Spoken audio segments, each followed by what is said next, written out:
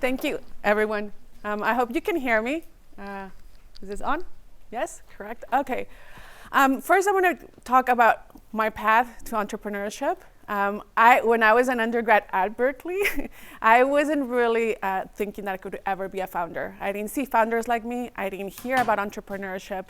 Although entrepreneurship has been very key in almost my family. My mom is an entrepreneur, I'm a small business owner, yet I didn't see myself to actually be on this side. Other things I will share with you are my journey on building Atipica, being a Latina founder. Today's Latina Equal Pay Day.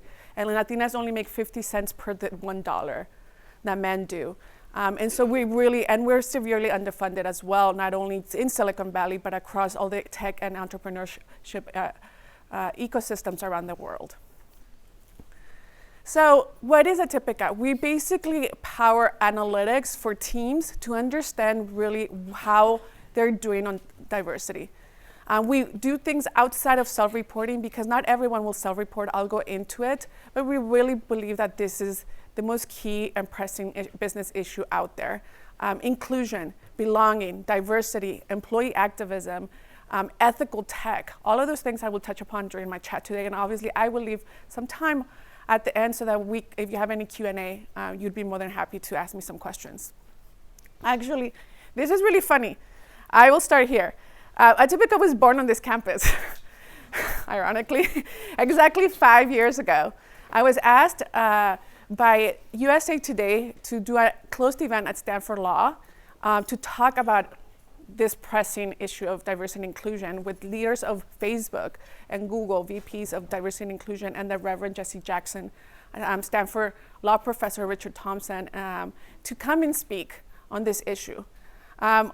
A background about me, and I'll stay here. I usually do have a slide. I am an immigrant, and I grew up in Redwood City. So I was a child. I tell people that my culture and my birthplace is in Mexico, but my hometown is Redwood City. I live 3 blocks away from your mom.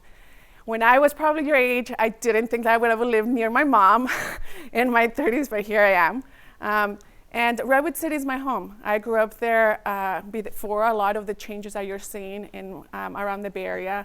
I tell people that I knew Mountain View before there was a Google, and that the only reason I would go there to go to Shoreline to go see the Fugees play a concert. It's important for me to acknowledge that even as a child that grew up in the Bay Area, I never saw myself being an entrepreneur. My mom was a house cleaner and was also a nanny to a lot of tech executives during the 90s. Yet I didn't think that I could be part of that ecosystem, but here I am, and I'm feeling very grateful and fortunate, but also I know that I have fought a long way to come here. I cannot de-emphasize that although there's certain identities to my intersectional existence, I was also an undocumented child, so everything that I embody and I'm actually at is because I grew up in Silicon Valley. Whether it was a curse or a blessing, I grew up here. I worked here in high school, actually. I worked here at Stanford. The reason I didn't end up coming here is because I didn't want my mom to show up with a pot of beans at the dorm. And I thought, hey, let me look at other ways that I could be near her, but still work. I had my first internship at the age of 17 before I started college at Hewlett-Packard, right on Page Mill Road. And I didn't see, again, no one that looked at me. And once I started my first intro to engineering class, it was right away that I decided I didn't want to be in this industry. Ironically, because of how I grew up here I am. I also think this picture is really important because I believe I'm the only founder that had their mother, their future investors, future clients, their friends, be present when I spoke about why.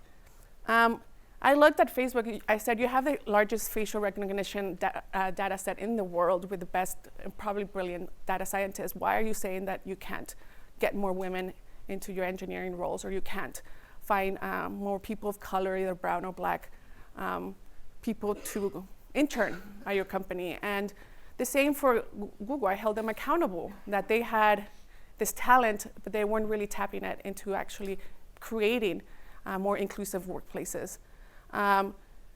they didn't answer me, so I said, okay, well, I was supposed to travel around the world, and I decided to postpone my travels to fund this company. I was just explaining to my friend 2 weeks ago that this has been my longest job in tech, 5 years and counting. But it is when you're a founder or an entrepreneur, you're passionate enough, you keep going. I've worked on a lot of tech companies. Another thing that is very interesting to me has been that I founded an enterprise startup, even though most of my career has been in consumer web. But also, I sit on a lot of the boards that you probably hear of, like Anita Borg on the Diversity Council, the Women of Color Council. They put on Grace Hopper. On code.org, I believe I just got an email for their annual dinner. So for me, it's really important not to just talk about it, build a company around it, but actually do something and contribute back. Why this matters to me and to everybody. Everything here is changing. Whether it's a demographic, I was just reading about an app built by women house cleaners in New York for themselves, where they actually, it's part of the gig economy. They're actually, they deploy all of their apps to make sure that there's livable wages to all the sort of domestic or house cleaners in New York. So people will use technology to unionize, to really make sure that they live in a world that is just and fair. More women are entering the workforce, as we all know. 10 years ago, I wouldn't have imagined a room like this. I wouldn't have imagined like the changes that have been made by all of the women that have contributed. Some of them alumni of here, but otherwise, a lot of women that have paved the way so that everybody feels like they have a fair chance. And also, we have to think about all of those different paths. Where I find really interesting is that a lot of my clients understand it, but it's not necessarily a way to think it's good, it's ethical, we should invest in diversity and inclusion. It's a business imperative.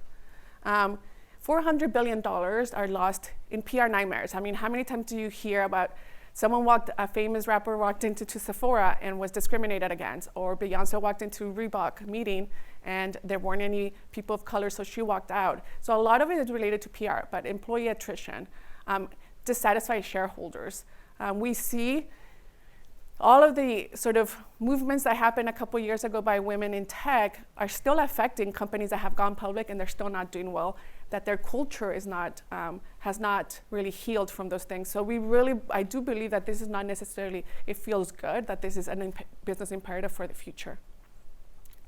A lot of this data is fragmented, anecdotal, and broken. Everybody will just say, hey, I ran a report, I feel like this is enough. And we tell people that's not enough if you're centralizing all your other data. The number one field right now in in data science within a business organization is actually people analytics. 70% of all companies now have people analytics, where I started at Atipica 5 years ago, it was less than 5%. So they're looking at how people are being paid, what the benefits are, the engagement, how they're being hired, who's being hired. So people analytics is something that is very, very profitable and now is being used. That being said, who's building these tools? And so we have to ask ourselves that. And with Atipica, that's what we're aiming to do. I also believe that the future of the workforce is not just on race and gender or any other, or age. It is a non-binary workforce. How are we adapting to how people identify themselves or don't identify themselves?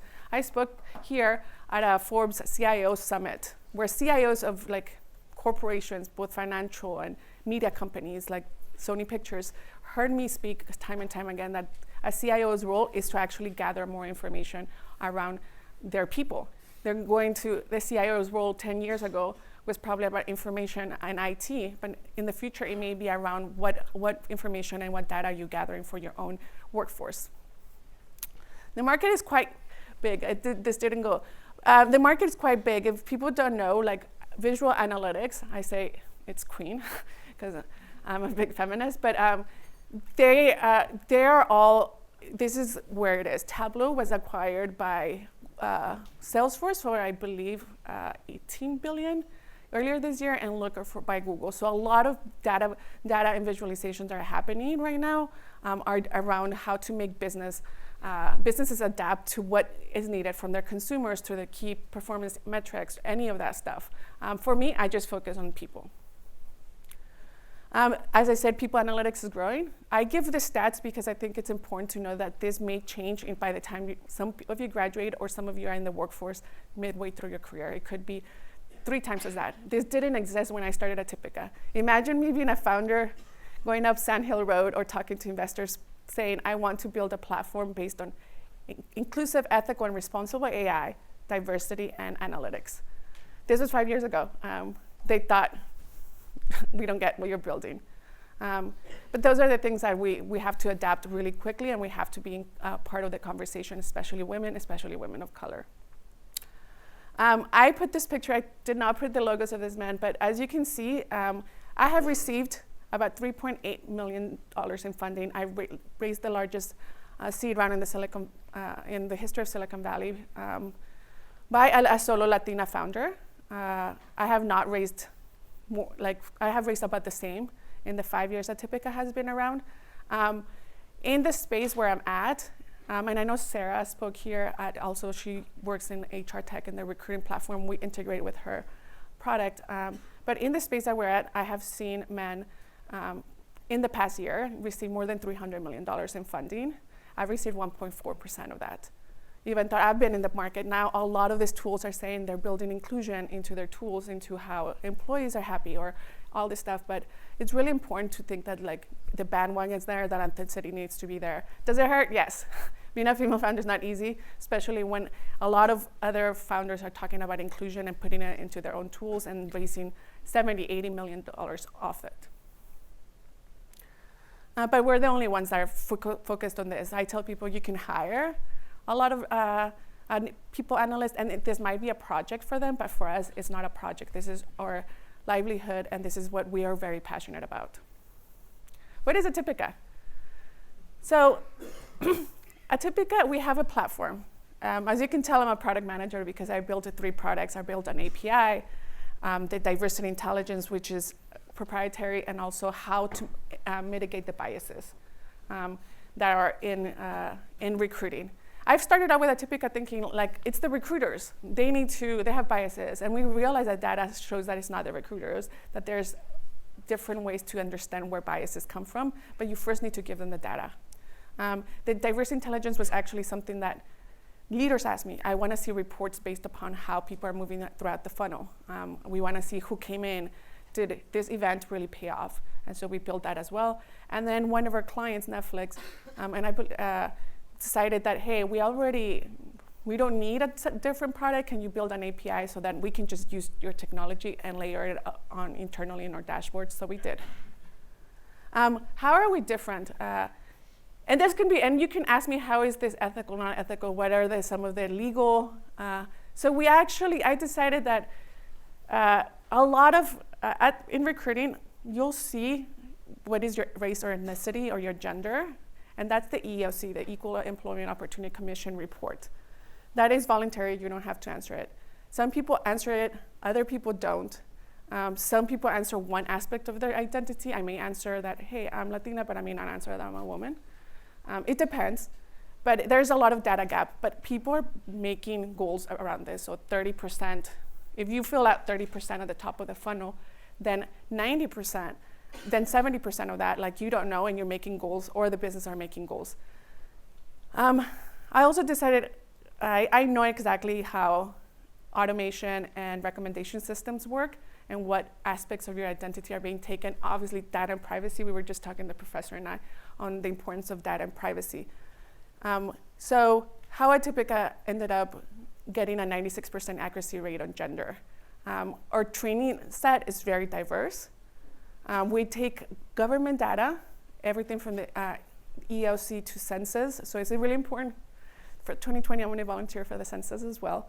Census, location, universities, and the university demographics. So Stanford probably looked very different 10 years ago than it will look like in 2020. And then we learn from it. We use our own ML models to actually to actually think, okay, if someone's named Laura and their last name is Gomez, most likely it'll be Latina, and A in Latina names usually end with being attributed to females. But in Southeast Asian, like Prasanna is one of our visiting scholars, and he is Indian. So how do we make sure our models that are here are ethical? They're very localized, and we're able to validate them. We do the same with race. I got my master's in the social construction of race. So when people say, can you internalize this to the UK? We cannot. Because then we need to look at census data in the UK. We need to look about what people identify as. And that is very nuanced. So we don't do that. We've done this here based upon what my knowledge is of the racial component of the United States and how people are self-identifying. So yes, we are 96% accurate in inferring gender, and 91%, up to 91% on top of the funnel. A lot of people think that it's based just on names. That's the foundation, but that's only about 67% accurate. The rest we've really worked on it over the past 5 years. Here are some roles that you can see that we look at it on the data science, on how long it takes to hire for tech roles and how many days. And what this analysis was early on. You see some trends, and then you see some differences that are coming across on whether it's the market, that people take more time to hire, or less. So we do this type of analysis. If you go to our blog, we just did one on referrals, and it was very interesting. Women did really well in smaller teams when they were referred to by anyone, but as soon as they were referred into a larger organization, they actually did not do well into tech. So we did a lot on referrals. We did referrals on Black and brown candidates and how they get into the funnel. And then we also did, as I said, on what we called the bamboo doorway. We saw that Asians in general had a harder time being hired through the referral system. And we did the same for operations for gender. And so we look at all of this information. For us, visualizations are really important. That's the way we say, yes, data is, you can have data driven, but you have to have data purposeful. My goal and vision really is, in general, with Atipica, is to foster growth and innovation through DEI. What's DEI? Diversity, equity, and inclusion. So that to become a brand and trusted for attracting talent and retaining it, but also to protect businesses from liabilities. I talk to many lawyers who ask me, is this legal? And I say yes, because we don't pinpoint to specific people. We use aggregate information, like tens of thousands and not millions of applicants. My first angel investor was an employment lawyer. You will see time and time again, I think LinkedIn just published something yesterday or the day before, that a lot of these tools that are recommending applicants or are recommending candidates, they will be audited in a court one day, because who built this recommendation systems? For example, in age. Some people, like myself, when I got into the workforce, maybe my major didn't exist, or now it's the equivalent to something else, right? Maybe statistics, now it is data science. But if the recommendation system says that we're only looking for data scientists, it's actually being ageist. So a lot of the tools in our space are actually going to, and you see this time again, even in consumer, you see recommendation systems. I spoke at Women in the World, one of the largest conferences. Oprah opened the stage, and then I was on that stage the next day. That was really amazing. But we talked about automation and artificial intelligence is going to disproportionately affect women, especially women of color around the world, not just in the United States, because those are the ones that are manual. It will also think about ethics, facial recognition for Black women. Obviously, we've seen the studies time and time again. And then finally, responsibility. Even if my AI, even if my drone is a responsible AI tool, what if someone gets it gets in the hands of the wrong people? I know the founder and CEO of Ring, Jamie, I met him once, but I just read that Ring, that the police can actually ask if anything happens, a crime occurs within 2-block radius, the police can actually keep that information from Ring. for 45 days, even if you had nothing to do or your home had nothing to do with the crime that was committed. So discussing these implications of access to data, privacy, artificial intelligence is really important to understand the people cost and liabilities. I will end there, but I want to just take a step back and put my email here in case anyone doesn't want to go into the Q&A. For me, I want to talk, I spoke a lot about my product, about my company, about the space that I'm in. I want to speak really quickly, and I don't like having as many slides there because you can never really understand what it is to be a founder nowadays. It is hard. Everybody's always talking about the recession's coming. That being said, I feel it's the greatest equalizer as it relates to building something out of sheer passion. I never saw myself on the stage. I never saw myself as a founder. But my friend, he built this very awesome oven, smart oven. And what he wants is people eating healthier and making sure that food doesn't go to waste. And so when we go through, and he does not anything look like me, or is within this circle of like what my activism is, but we're all founders. We all started building for some reason, something that we wanted. We went through fundraising process. We went through entrepreneurship for whatever reason. I always like to tell this story. Mine has a lot of purpose because I'm very passionate about it. But everybody has passion, even when you don't know or you read. There might be some founders out there like, I just solved a business problem, and that's okay too. But I remember I talked to this entrepreneur from South America one time, and he was really passionate about having access to air fresheners that he can control remotely. And I was like, okay, but we talked. And I realized that this was based upon some sensitivities that his wife had, things that he really wants, that smell is actually really important when you go into your home after work. And he did a lot of studies on that, but he was so passionate about it. And so I honestly do believe that entrepreneurship is something that I hope anyone here, whether you may not become an entrepreneur. I started working at startups right after college, so I've always been part of smaller startups that grew. When I was at Twitter, there were less than 50 employees. I was the first Latina there, and then I ended up heading localization and left when there were almost 2,500 people. So, but I saw what entrepreneurship was through all these early experiences. And so for me, it's really important to talk about importance and just how amazing it is. Right before I came here, I looked at my phone, and I probably got one, like, if not, I can't divulge a lot, but if not, one of the most important emails of my career as a founder, and for my team, and for my investors. I also chose wisely my investors. And my board members. All entrepreneurs will be faced with taking the money from certain people that you may not agree with, or backgrounds or firms that didn't do so well on being respectful or are not as supportive. But I really thought long and hard. I turned down money from people that I just couldn't really imagine to be in my board. So those are some of the learnings that I had. But I don't take away that it is sad to me that Cecilia Corral, who was actually undergrad here, and she went through YC, that she had to make her own list of how many Latinas have gotten over $1 million in funding. And so far we have 25 that we found across the United States. And that statistics should not keep the same. So definitely the struggles there, but we all have the solidarity of whether we build something out of passion or we are in the same circle of who we are to come here. Finally, to me, when people come, and I don't know who here is local, but when people come from other places to Silicon Valley, I explain to them why this is so important to me. My family still lives here. I am the face of like a lot of, I Coupa Cafe, and I invited the guy that made my coffee to come and hear me speak.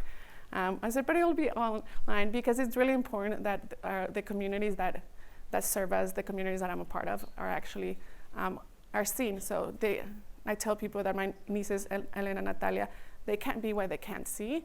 And so for me, it's important to speak at events like this. It's important to actually talk about the activism that I do. not only through being a founder and through the tools I'm building, but also through just sheer existence to move forward. And so for that, I will leave it open. There is about 20 minutes or 19 minutes for Q&A. Any questions that you may have, please feel free.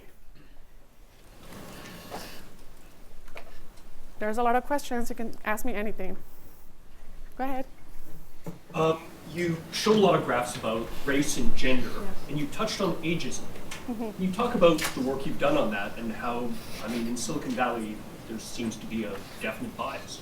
Oh, the bias is there. So one of the things I did talk about was what we'd said, if like someone graduated 20 years ago in statistics, and now it's really just data science, to be quite honest. But they have a degree that the machine learning, so we did some of that. We also have looked at, we actually looked at something very interesting. We looked at in the summary section, where people say over 10 years of experience, just 10 years. But imagine if you're 21 or 22, you graduated. By the time you have 10 years of experience, you're gonna be 31, 32. That's actually quite young. That's not even ageism. But we noticed that the drop off of calling those individuals was really high. And then when we noticed where people put, even the length of the resume or where they put their education, and if they put like 2 or 3 more degrees, I have 2. Well, I have technically like 4, because I did double undergrad and double master's. But if they listed more than degrees, like they would seem that they're too overqualified for them, it would be tied back to age. So we've done that work.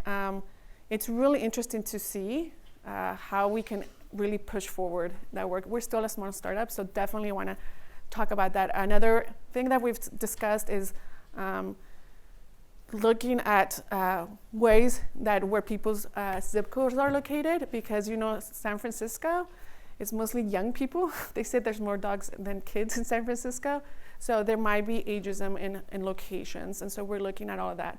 On a kind of semi-related, pronouns on resumes and social media and LinkedIn are a whole new thing. I didn't see this 5 years ago. So pronouns now on binary and non-binary folks are really coming up. Project Include, the nonprofit that Ellen Powell runs, actually did a survey among startups, and 5% of all the tech workforce identifies as non-binary.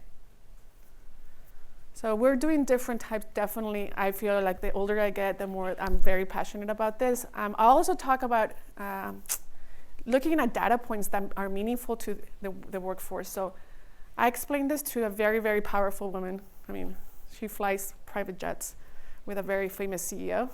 And say, I was in a meeting with her, and I say, as I get older, I still want my female counterparts to have access to and my male counterparts to have access to paternity leave, maternity leave, fertility, thoughtfulness on what matters on reproduction and like family.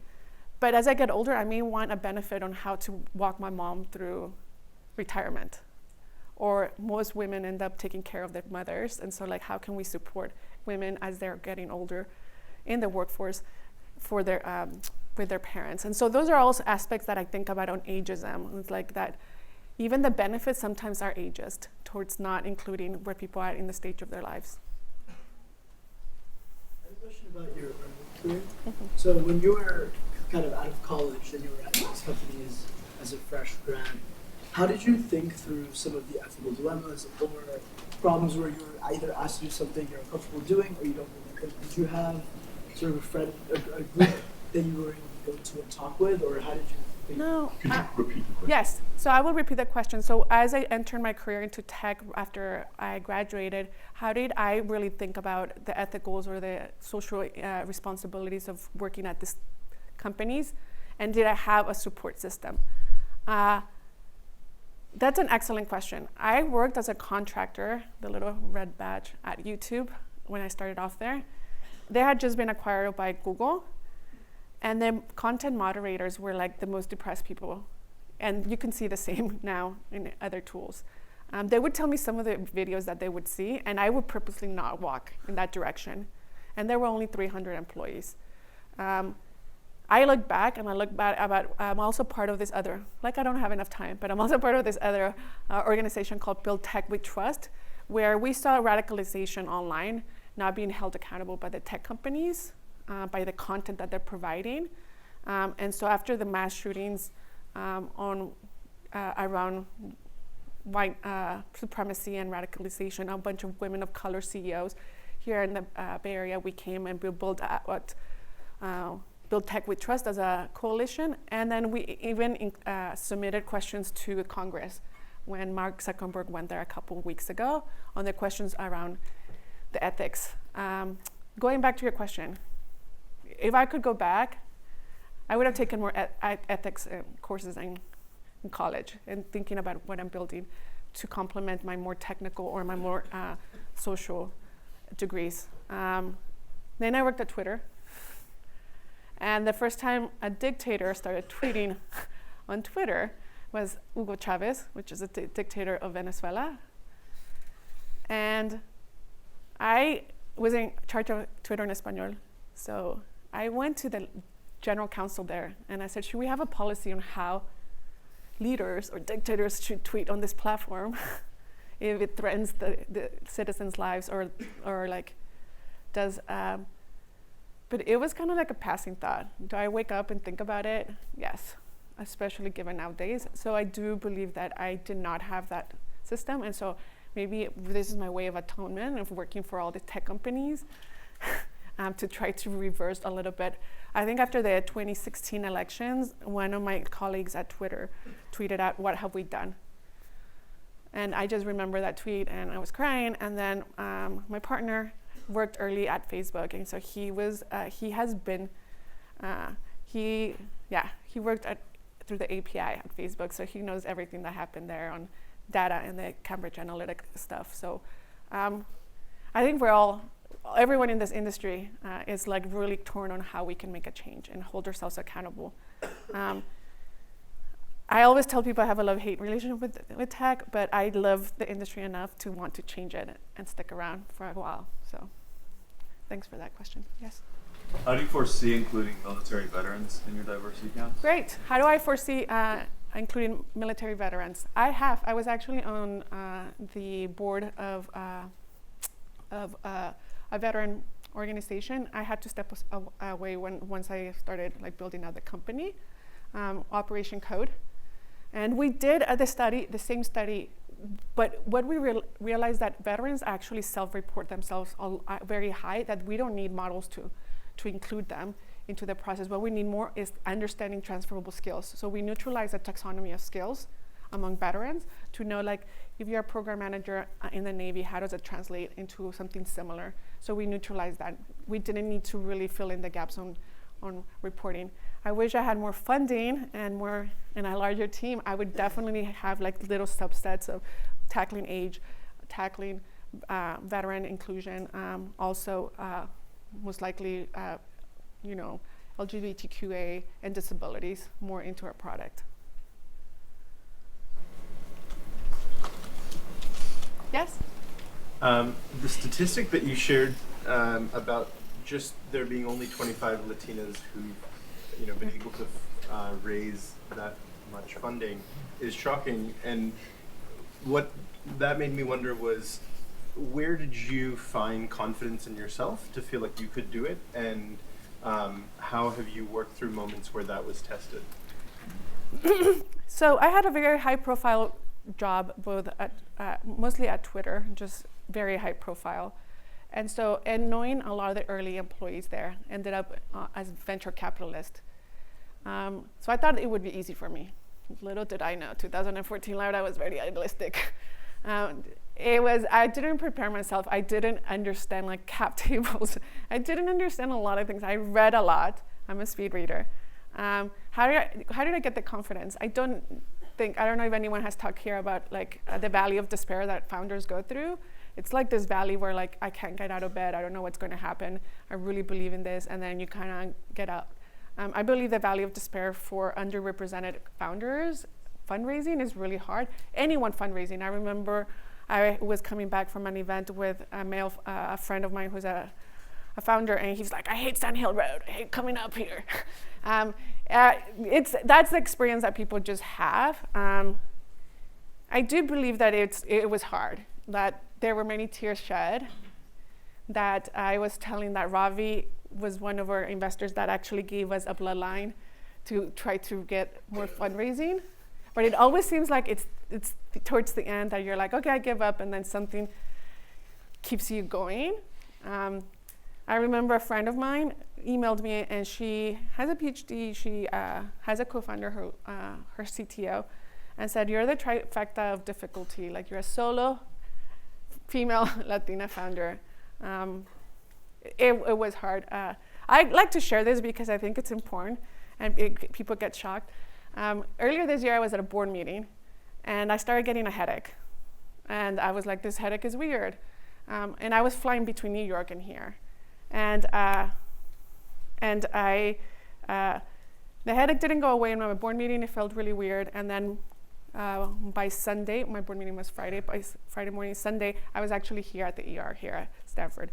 And I was diagnosed, which we didn't know then, but with a benign tumor. And so about a couple of months ago, I actually wrote a blog post that says, I survived Silicon Valley and brain surgery was easier. And it was. Nothing against Stanford here, but I looked where were their best neurologists and specialists with what I given, all this stuff. And I realized that I CEO'd myself out of that situation. Like, very quickly got second opinion. Like, I got 3 opinions with the top neurologist within 2 days. Like, I was texting, I was everything. My mom's like, why are you on your computer? Like, here at the hospital. But honestly, it was able to teach me that if I hadn't been a founder, I don't know if I probably would have gone into a despair mode when you are diagnosed with those things. I definitely do believe that being a CEO and a founder and an entrepreneur has shaped the way I interact with challenges every day. Brain tumors are probably not everyday challenges, but we're here. Anyone else? Yes?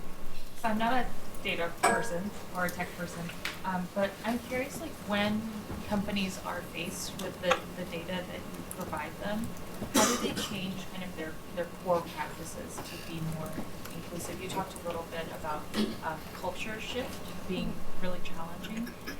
Do you think that data helps to create some of that culture shift? Yeah. So the question is, how do business leaders and companies actually react to the data, and whether there's a shift in their behaviors? It's different. Some people will focus only on one thing, like gender. Other people will want to see more detailed information, like our reporting tool is just like, literally, I pulled a report the other day for a client. I was like, this is way too much data, but here it is. Like, it goes so granular by source, by location, like by event. How do they do it? It depends where people want to take that step. But because we learn their behaviors as well over time, our recommendations are very different when they start off than when they're at 6 months into our client. I've had conversations with some of our clients, ex and current clients, around getting their lawyers in earlier in case there's something surfaced that our tool is not very capable of doing. But that what I really like is to be empathetic in the approach. It's not like, hey, you're doing this, I can't believe you, I can't believe what happened in the last 3 months. It's much more about, like, what are the tools that you need to change? We saw a lot of women withdrawal in sales in an organization, and when we actually dived in, we realized that the recruiters were putting in compensation at the offer stage, but men were actually asked compensation at the technical screen. So we said, you might just want to talk about compensation in just a set amount of inclusive.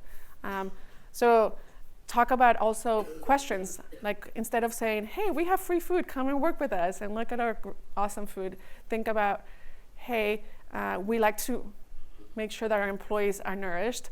That being said, we are also very responsible on food waste. There's a woman outside of Atlanta, Jasmine Crow, who's doing the gritter. She does all about food waste, because it actually saves companies millions of dollars through tax sort of breaks. And so think about all those inclusion components that are important to people nowadays, definitely. Other things that we're seeing a lot of is employee activism. So now we're asking our clients to actually ask about what are the things that are important to the candidates earlier on. One more. I think this young lady. You mentioned that like you saw the majority of bias wasn't coming from recruiters. So could you talk a little bit more about where that bias is coming from in the hiring process? Yes, definitely. So where are the biases coming on in the hiring process? In the tools. So if anyone here, either whether you're technical or not technical, if there's a tool that people are giving you, for example, if you're applying for a business role, they might use a tool like a spreadsheet or something like that, but like that's not very, there might be some biases in the way that they present those numbers to different types of groups. For technical, a lot of the tools, we tell them to audit the tools because that's where the bias is. It's the tools at the earlier stage and it's the people at the later stage, specifically hiring managers. So even when candidates get in and they interview in a panel, if the hiring manager is asking questions that are not very inclusive, we see withdrawals and rejections at a higher rate. Recruiters will do too, but we also publish a blog post about, again, in data engineering, and I'll leave it with that, women with more education and the same experience as men were actually rejected at the application review, so we worked with those recruiters. And the reason that it wasn't malintention, the reason they were like, oh, they're too overqualified, why do they don't want to work here? I said, well, you shouldn't make the decision, you should ask the candidates. Thank you. Will you join me in saying Thank you.